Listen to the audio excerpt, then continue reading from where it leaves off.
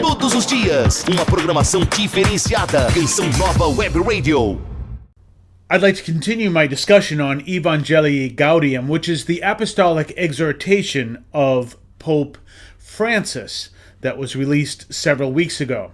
One of the great criticisms that people have made about Pope Francis is he appears to have thrown the morality of the church away, in a sense, where he's inviting people to come into the church and to be welcome to the church first, and then we deal with the morality. There's a reason for this, and what he's actually doing, in my opinion, is he's fighting against a great heresy. The heresy is that we are saved by our morality. We are not. We are saved by our relationship with Christ. And it's through our relationship with Christ that we grow in wisdom, that, as Romans says, we have a renewal of our mind. And in that sense, then we grow in morality. So the morality is the fruit of our relationship with Christ. But what the Pope appears to be saying is first introduce people to Christ, allow the process of complete conversion and renewal to happen, and then the morality will happen along with it. And so that's a whole different focus, and people don't understand that. Remember what I said in the first message, and that was you cannot understand the apostolic exhortation of Evangelii Gaudium outside of paragraph 262, which talks about the importance of a daily, prayerful, and even though he doesn't use this word, he describes it, contemplative prayer life. And so he's clearly talking about everything we do within the context of prayer so that we can grow in the knowledge of doing God's will. And what is God's will? That all be saved.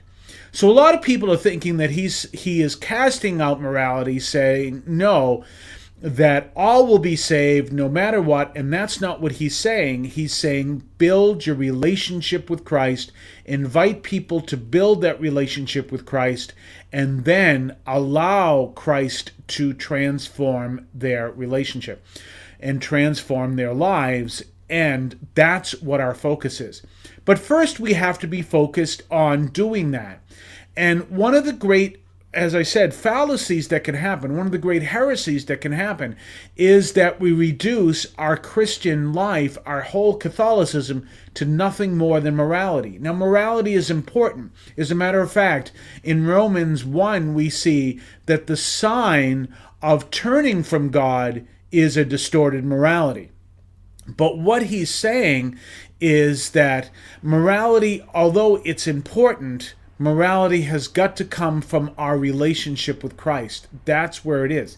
And so I personally get a little trepidation when we hear people who talk about their concerns about our country is losing its morality without talking about our country has lost its relationship with Christ, because that's where it all begins. If you want to hear me preach, I will focus mostly on the relationship with Christ, because I know that if I focus on the morality, then we run in danger of building people who can be moral atheists.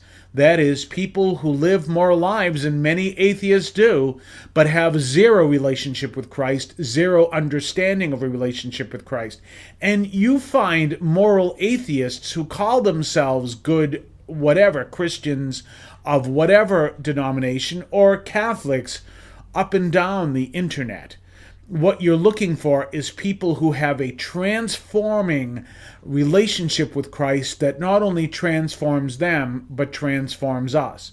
So when we hear Pope Francis calling people to that relationship first, he's not casting out morality. What he's doing is he's leading people to understand that relationship with Christ is primary, and the transformational element of it is what leads us to the morality that is transformational and leads us into eternal life.